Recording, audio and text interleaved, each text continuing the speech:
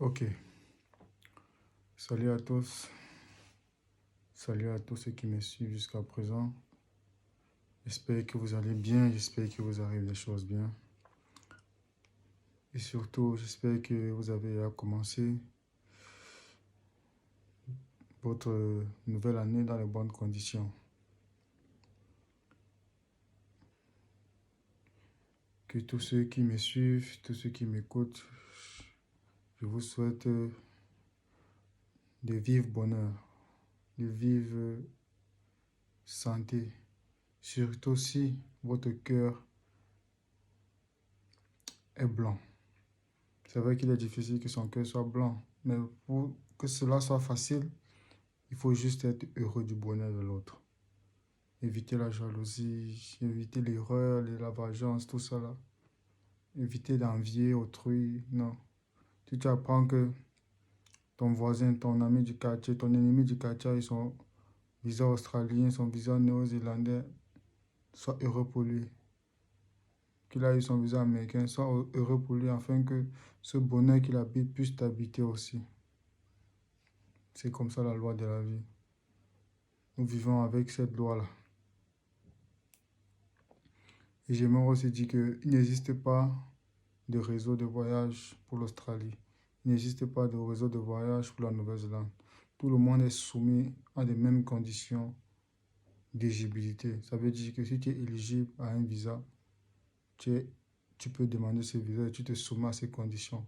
Tous ceux qui vous disent qu'ils ont un réseau de voyage pour l'Australie ou Nouvelle-Zélande, ce sont des arnaqueurs, ça n'existe pas. Il n'y a pas de réseau de voyage. Il y a toute une panoplie de documents. Ça veut dire que ceux qui ont dû à subir déjà un coaching privé avec moi, ont subi déjà certaines caractéristiques des faits pour voir comment ça se passe. Lorsque je parle des caractéristiques des faits, ça veut dire que je parle de la soumission à une demande. Donc c'est un peu ça.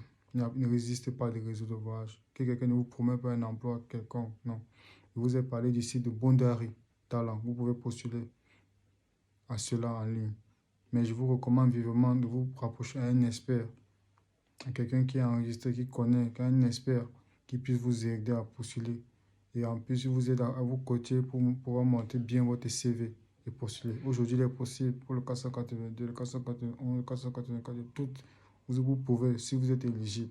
Aujourd'hui, nous parlons d'éligibilité de tout, dans tous les sens, que ce soit étudiant, que ce soit touriste, que ce soit travailleur. Vous allez voir, il y a tout un processus pour pouvoir obtenir cela. Aujourd'hui, vous pouvez, avec 100 diplômes de langue, sans diplôme de langue, vous pouvez postuler grâce à Bundari Talent à des postes, que ce soit en Australie, parce que le site propose seulement 3 pays. Donc moi, je parle pour l'Australie qui les abrite. Donc vous pouvez, je vous le dis sincèrement. Mais il faut que vous vous rapprochiez de quelqu'un d'expert qui va vous aider. Mais si tu te lèves comme ça, tu pars postuler, tu pars faire, tu ne vas jamais avoir. Donc, ton projet sera que illusion. Vous comprenez, non? Ton projet sera que illusion. Tu ne vas jamais avoir. Il y a tout un respect des faits, des annexes à respecter pour ce bondeur et talent. Il y a toute une stratégie de posture qu'il faut respecter. Il y a certains critères de profil, de montage qu'il faut respecter. C'est un peu ça. Et aussi pour le visa visiteur, il y a certaines caractéristiques aussi pour pouvoir postuler à un visa touriste aujourd'hui. Il faut savoir connaître son cas d'éligibilité aussi. Donc, c'est ça. Il ne faut pas se lancer vaguement et après, vous allez partir vous amputer comme ça là, pour rien. Et il faut aussi ramener dans les cas d'espèces où, lorsque tu postules, il faut préciser tous tes antécédents et tes présents pour pouvoir réussir dans le cas de visa visiteur. Dans le cas d'emploi aujourd'hui, c'est possible. Même dans le cas étudiant, c'est possible. Donc, il faut savoir remanier tout l'ensemble de tes annexes. Donc, l'ensemble de tes amis maintenant qui se rattachent à toi, connaître ses actifs, connaître ses liens d'attache et connaître ses preuves financières, ses capacités financières. Parce que l'exigence de capacités financières, peut-être qu'il peut se rattacher à M. Osier, peut-être peut être de 55 000 dollars, ne peut pas être la même chose peut-être à M. X ou Y. Donc, qu'est-ce qui affecte tous ces ensembles de annexes, tous ces ensembles des actifs, des liens d'attache et financiers? Il y a le pays, d'abord la nationalité, dans la position économique de ton pays, la position sociopolitique de ton pays qui affecte à ça. Il y a aussi maintenant ton âge, le genre, l'homme ou la femme, c'est différent. Il y a aussi ton cas social, le rang social, donc tu es étudiant ou travailleur, quel poste tu occupes, c'est ça, le statut matrimonial, tu es marié ou célibataire, tu as les enfants, tous ces cas-là s'affectent à toi. Donc si tu te lèves comme ça dans cet ensemble, tu ne peux pas y postuler, tu ne vas pas avoir ce visa et tu vas venir dire que l'Australie est dure. L'Australie n'est pas dure. Il y a une panoplie d'Africains en Australie qui ont la nationalité, qui sont résidents, qui sont mariés avec les filles australiennes, qui sont mariés même avec les filles américaines, françaises. Plein ils sont en Australie. C'est l'ensemble des cas, l'ensemble l'ensemble de races s'y trouvent en Australie, comme aux États-Unis. Donc, il y a des communautés, beaucoup de communautés aussi. Donc, il faut connaître cet ensemble. Tu te lèves comme ça, tu peux faire, tu ne vas jamais avoir. On a vu des gens qui ont demandé le visa touriste, ils n'ont pas eu la première fois. Lorsqu'ils ont demandé la deuxième fois, ça n'a pas été dans le coup des miracles, ça n'a pas fait maximum 4 jours, 6 jours. Ils ont une réponse positive. Donc, il faut espérer. Donc, pas qu'on te donne peut-être un premier refus, tu abandonnes. Je ne suis pas de ceux qui abandonnent souvent. De toute façon, on ne sait jamais. Il faut persévérer. Et dans le positif, corriger l'erreur, que ce soit visa étudiant, que ce soit visa touriste, que ce soit un autre cas, il faut toujours persévérer et modifier. Si peut-être l'autre, tu avais mis Y, alors qu'on t'a dit que non, on voulait X, tu changes Y, tu mets un X. C'est un peu comme ça cette valeur. Même en mathématiques, lorsqu'on nous donnait les variables, on nous disait de trouver X ou Y, on prenait d'abord certains. Si on dit X ou Y est égal à 2 et X moins Y est égal à 12. On cherche d'abord à connaître ces variables avant de trouver les réponses. C'est la même chose en immigration. Tout s'affecte à cet ensemble-là. Donc, lorsque je parle, il ne faut pas écouter la forme. Il ne faut pas voir ma barbe. Il ne faut pas voir ma casquette. Non, il faut écouter l'intellectuel. Il faut écouter l'intellectuel qui parle. Il faut écouter le grand coach en immigration qui parle. Parce que je vous ai dit, je connais tout l'ensemble d'immigration de 1984 jusqu'à nos jours. Donc, de 1984 jusqu'à nos jours, l'ensemble de tous les pays anglo-saxons. Tout l'ensemble des pays anglo-saxons qui existent, je connais leur immigration. Lorsqu'il y a l'ensemble des mises à jour, je suis informé de ces mises à jour. Je ne peux pas étudier le cas de l'Europe parce que l'Europe a échoué dans tout l'ensemble d'immigration. L'Europe, c'est l'immigration la plus faible, nulle et pauvre. Parce que l'immigration, il y a quoi en Europe aujourd'hui? C'est la merde, à chier.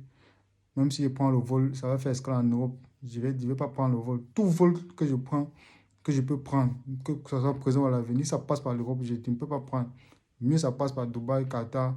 Après, maintenant, je descends directement en Nairobi, j'atterris en Afrique. Mais ça, lorsque ça part en Europe, je refuse.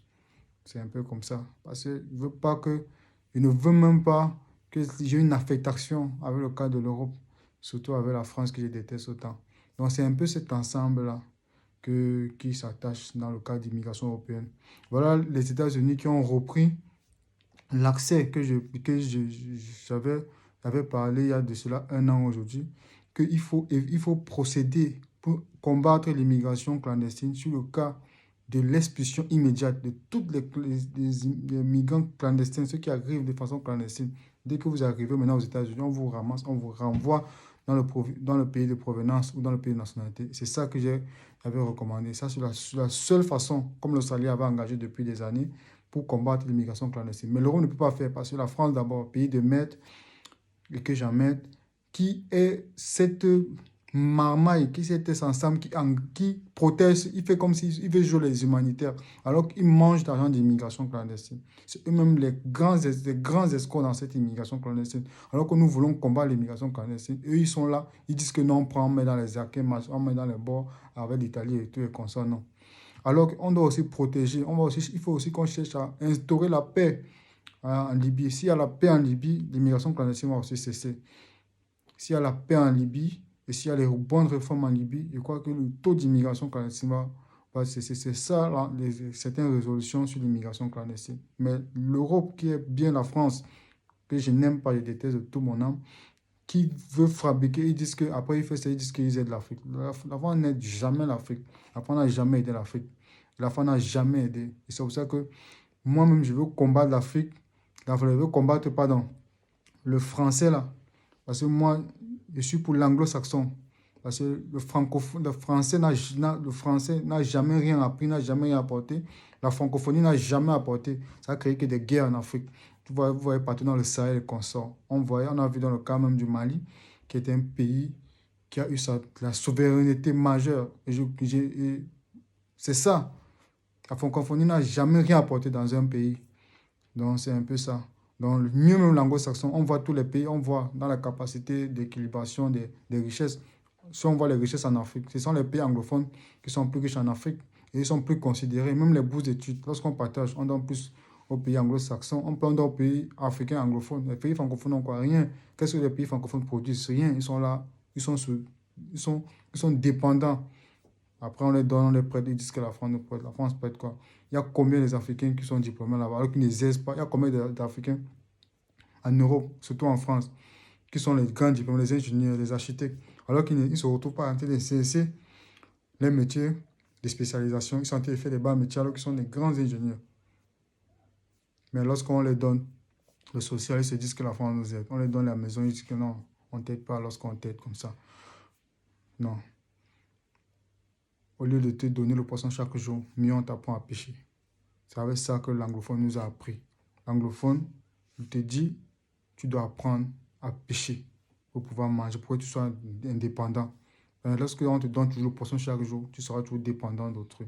C'est pour ça que tu vois l'Africain même. Lorsque dans une famille africaine, s'il y a peut-être 5 enfants, un est riche, l'autre va chercher toi à dominer les autres. Quand l'autre va dire que je veux, frère, je veux aussi venir à l'étranger, aide-moi. Il va dire que non, reste là-bas, c'est mieux en Afrique. Parce qu'il a toujours l'esprit de domination. Il a tous les vestiges de la colonisation française et consort des pays de merde là, en Europe là-bas. C'est ça. C'est ça, cet esprit-là. C'est pour ça qu'avec les Africains francophones, j'ai trop un restreint. J'ai trop une restriction de base avec ça. Ils doivent sortir de ça. Donc, c'était un peu cet ensemble-là. Donc, si on revient dans le cas d'immigration, si on regarde même ceux qui ont étudié en Europe, et on regarde ceux qui ont étudié dans les pays anglo-saxons, il n'y a pas match. Il n'y a pas mal. Si on prend les ingénieurs, ceux qui ont étudié aux États-Unis, Canada, Australie, Nouvelle-Zélande, et on prend ceux qui ont étudié en France, Allemagne, il n'y a pas match. Il n'y a pas match. Parce que l'autre qui va d'abord, il manipule d'abord celui qui est là, il manipule d'abord l'anglais ou le français. Et il y a encore même peut-être l'espagnol, il y a encore les langues, il y a encore les langues à l'intérieur le chinois encore les consorts. Donc, alors que ceux qui sont en Europe, c'est le français seulement. L'anglais même, ils n'arrivent même pas. Alors que les meilleurs documents scientifiques sont en anglais. Tu n'as pas été un informaticien, tu vas dire que tu ne connais pas l'anglais, c'est que tu n'es pas un informaticien. Tu as dit que tu es un ingénieur, tu ne comprends pas l'anglais. Ça veut dire que tu n'es pas un ingénieur. Tu es une copie d'ingénieur. Voilà. Moi, c'est un ingénieur qui est bilingue, après trilingue. Donc, si on revient dans le cas d'immigration, maintenant, je ramène sur ceci. Je vous ai dit, pour l'aide gratuite, pour le TAF, le dernier délai pour l'aide gratuite, c'est le 16. C'est le 16. Après le 16, l'aide est terminée. On vous a dit, nous voulons donner la chance à tout le monde. Tout le monde n'a pas assez de possibilités à faire certaines tâches. Donc, nous voulons donner la chance à tout le monde afin que tout le monde puisse arriver à certains bouts. On dit souvent que lorsque tu veux apprendre quelqu'un à marcher, porte-le. Si tu veux aider peut-être un enfant à marquer 10 pas, elle lui doit quand même marquer au moins 5 pas, au moins la moitié des pas. Conseille se débrouiller à marquer le dessin. Donc, si tu n'arrives, si on t'aide déjà à marquer, si on vous aide déjà à faire certaines choses et ça vous dépasse, ça veut dire qu'il faut vous exclure de ça. Mettez votre vision ailleurs. Ça, c'est clair et net. Ça, c'est clair et net. Nous avons, depuis qu'on a lancé la bonne année, je me suis retrouvé à aider de mon côté avec certains autres que je connais. Bon, de mon côté, je me suis retrouvé à aider 7. Avec certains autres, ça fait 13. Que je connais qui ont aidé, ça fait 13. Donc, et ils ont été satisfaits de l'aide. Donc, c'est cet ensemble-là que, pour dire que on ramène à la capacité à donner la chance à tous. Mais si tout le monde, si certains trouvent une difficulté, il faut viser ailleurs. Moi, moi, j'ai grandi. Moi, c'est mon grand-père qui m'a élevé. Il était capitaine de l'armée camerounaise, commandant du quartier général à Yaoundé. À l'époque, il était capitaine il était capitaine d'abord du camp militaire à Djoum. Après, il est monté du commandant à l'époque au quartier général à Guayaquil. C'est lui qui nous a élevés. Il nous a appris d'une formation militaire. Il nous a dit, il faut travailler avant de manger, mettre ton sac où tu peux porter, marcher où, si tu tombes, tu peux te relever. Ça veut dire que si on met déjà certains ensemble pour vous aider, toi-même, à ton âme conscient, tu n'arrives pas à marquer, si on t'aide déjà à mettre 5 pas, à marquer 5 pas, et que tu n'arrives pas à compléter les 5 pas à 10 pas, mon frère, ma soeur, cherche chez toi. Tu ne peux pas. Parce que dans tout ensemble, moi j'aime faire dans le social, mais dans une restriction. Parce que le social doit se faire avec la volonté d'autrui. Ça veut dire que tu dois avoir une volonté. C'est comme je peux dire à quelqu'un que, bon, demain, je vais t'aider, on va aller chercher le travail. Demain, moi, je t'appelle, on va partir, je vais t'amener quelque part pour un travail. Mais si demain, tu te lèves, tu veux que c'est moi qui t'appelle, tu veux que c'est moi qui te paie le transport pour que je puisse t'amener là-bas, mon frère, ça ne vaut pas la peine, mais tu restes chez toi. Tu acceptes ta situation.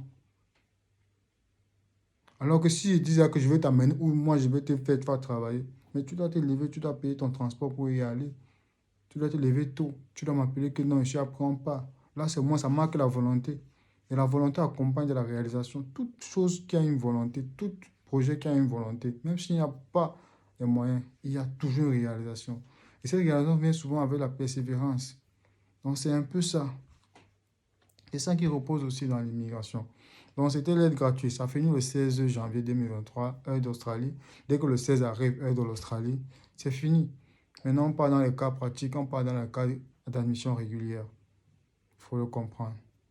Donc, je suis disponible pour aider tout le monde dans l'ensemble du coaching. Et surtout ceux qui perdent le temps à écrire en privé. Vous écrivez en privé. Moi, je n'arrive pas à comprendre comment quelqu'un peut rester. Tu restes chez toi avec ta femme, ou bien tu crois que vous êtes en train d'écrire à votre copain ou copine, ou bien à votre pote.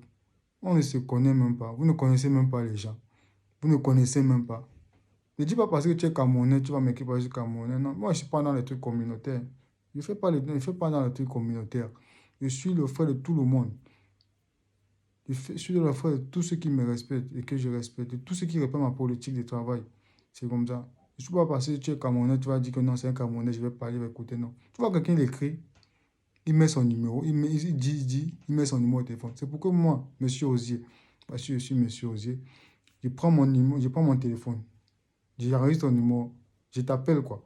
Et que ça sonne même dans la tête. Il faut faire ça dans l'agence de voyage. Je ne suis pas une agence de voyage. Moi, je ne suis pas un blogueur. Moi, je suis un coach en immigration. Je suis certifié, je ne suis pas dans les trucs là. Je suis ingénieur en aéronautique. Donc, je ne suis pas dans cet ensemble-là. Va voir les gens qui font les trucs pour l'argent. Moi, je ne fais pas ça. Je mets seulement mes restrictions. Quand j'ai commencé, c'était d'abord, tout était free. Mais j'ai vu que les gens dérangeaient. Et maintenant, je mets certaines raisons pour ne pas avoir la masse, mais pour avoir l'équilibre. Je fais mes choses pour avoir l'équilibre, pas pour avoir la masse. Je ne suis pas dans les trucs de masse. Il peut y avoir 3 personnes seulement qui m'écoutent. Les 3 personnes-là sont fiables. Et avec les 3, on avance. C'est ça un ingénieur. Il travaille avec le matériel qui est en face de lui. Il ne peut pas, quand un ingénieur fait maintenant des diagnostics pour une maintenance ou pour une construction, il travaille avec ce qui est devant lui. L'ingénieur ne se dépasse pas. Il ne tourne pas pour regarder à gauche. Il travaille avec le matériel qui est lui pour une réalisation. Lorsque la maquette est accomplie par l'architecte. Donc, c'est un peu ça, cet ensemble-là. Donc, il ne faut pas confondre que tu vas mettre ton numéro. Moi, monsieur, je vais enregistrer, je vais t'appeler. On ne va jamais vous répondre en privé. On ne va jamais vous appeler. Tous ceux qui ont un rendez-vous prévu sont déjà connus. C'est automatique. Quand tu prends un rendez-vous, on te connaît déjà. Quand tu écris, on connaît déjà qui tu es. Et quand tu prends un rendez-vous, directement, tu reçois d'abord un message de confirmation et tu reçois un message généré pour information, pour que tu puisses écrire en privé encore pour certaines questions sur Instagram. C'est ça. Donc, tous ceux qui écrivent en privé, tous ceux qui ont un rendez-vous sont connus, tous ceux qui ont un exercice avec moi ou peut-être une équipe, sont déjà connus. Tous ceux qui sont recommandés sont déjà connus. Donc toi, moi, je ne te connais pas. Tu ne connais pas les gens. Toi, tu viens, tu écris ton numéro. Parce que tu es Camerounais. Moi, je ne suis pas là. Ce n'est pas le Cameroun qui m'a envoyé dehors. Quand j'ai perdu mes parents là, c'est pas le Cameroun qui a enterré. Je ne suis pas dans les choses là. Moi, je n'ai pas grandi comme ça. Parce que même le Sénégalais peut m'aider. Même le Malien demain peut m'aider. Même l'Ivoirien peut m'aider. Même le Guinéen. Je ne suis pas dans les trucs là pour dire que c'est... Non. Je ne fais pas dans ça. Si tu es Camerounais, je m'en fous. Même le Congolais peut m'aider. Même le Guinéen peut m'aider. Il respecte ma politique de travail, il me respecte, c'est tout. Je ne suis pas dans les trucs communautaires là.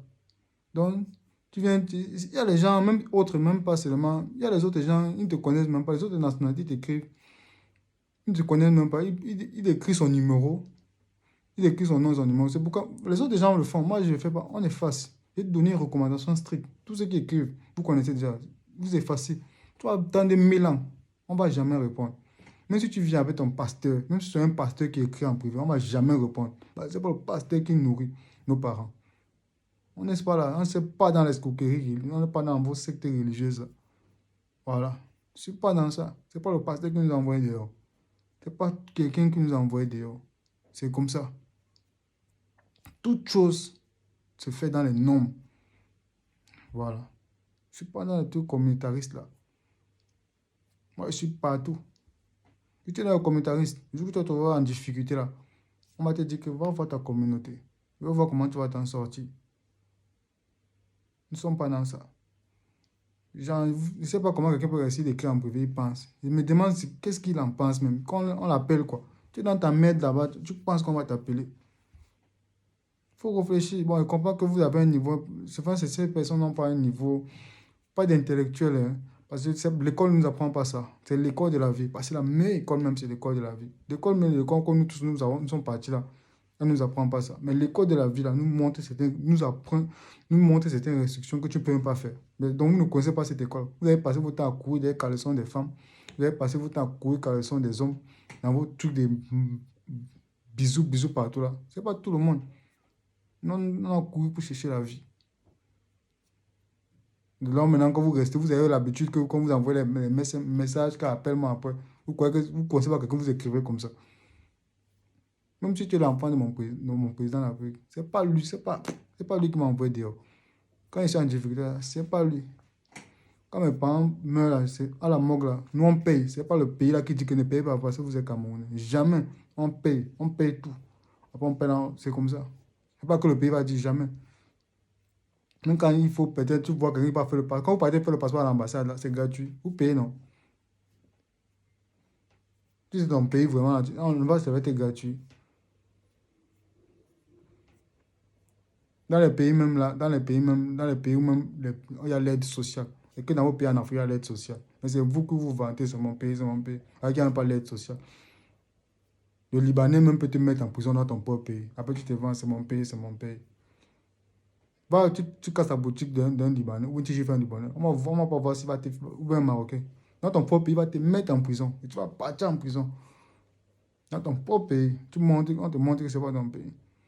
Faut pas être dans le communautarisme. Il faut être populaire. Il faut embrasser tout le monde dans la société. Ou si tu pars dans tel pays, c'est ta maison. Tu pars n'importe où, c'est chez toi. Celui qui vient devant toi est ton frère, quel qu'en soit la nationalité. Même si c'est un haïtien.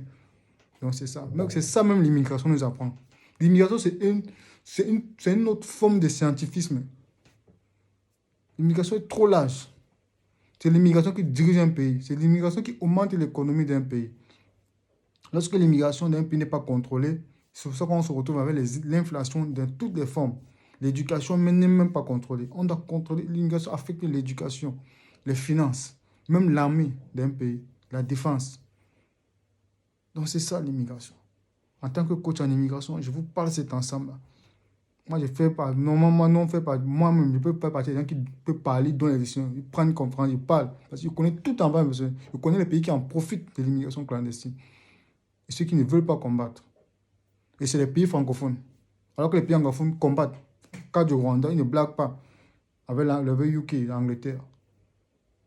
Vous partez en Angleterre, on vous ramène directement au Rwanda. Et c'est ça que je veux. Mais l'Europe, là, ils sont là, ils peuvent faire les humanités. Alors que c'est les plus gros escrocs. C'est pour ça que là, en Europe, il y a les plus gros escrocs, les arnaqueurs, les bouteurs. Tous ces gens-là sont là-bas entassés. Les voleurs de cartes. Les gens qui boostent les billets d'hôtel, les billets d'avion. C'est les gros voleurs là-bas. Il n'y a rien de bon là-bas en Europe qui peut sortir de bon. Ils sont là, ils sont pas éduqués. Ils sont des prostituées. Tout ça, mal éduqués même. Il y a quoi en Europe? Ils sont pleins là-bas en Afrique du Nord. Tunisie, Maroc, Algérie là. Ils sont pleins en Turquie, les faux pays là. Voilà la position de tout et consort. Donc c'est un peu ça. On n'immigre pas aujourd'hui. Quand ils voient un parent qui sort l'argent pour envoyer les gens en Afrique du Nord, en Asie, pour partir chercher quoi. Parce que le pays est riche. Le pays est riche, c'est pas toi qui es riche. On part aujourd'hui dans un pays par rapport aux opportunités. Pas par rapport parce que le pays là. Moi, je ne veux pas m'arrêter de dire, l'Australie, c'est le meilleur pays du monde. La sécurité, il y a. Les richesses du travail, là, il y a. C'est là où tu vois tous les étudiants, la majorité des étudiants ont la voiture, ils roulent en voiture. Tu vois quelqu'un qui n'a pas en voiture, c'est passé, soit il vient d'arriver, soit il n'a pas encore permis. Mais lorsque tu es là, tu as voiture, tu as permis. Il y a encore. Donc tu travailles ton argent, tu as 3 jobs que tu multiplies. Et tous ceux qui ont fait quand ont fini l'école, quelle qu'en soit la somme, qu'en soit 55 000 $ ou 8 000, 80 000 $, ils payent, ils finissent. Dans votre pays de rôle, vous faites ça. Et il y a les bourses d'études pour tous. Donc c'est un peu ce que je voulais vous dire. Bon week-end à tous. Que Dieu vous bénisse. Je suis connecté sur Instagram. Pour le coaching, je suis disponible. Pour tout coaching, le site est disponible. Portez-vous bien. Bye.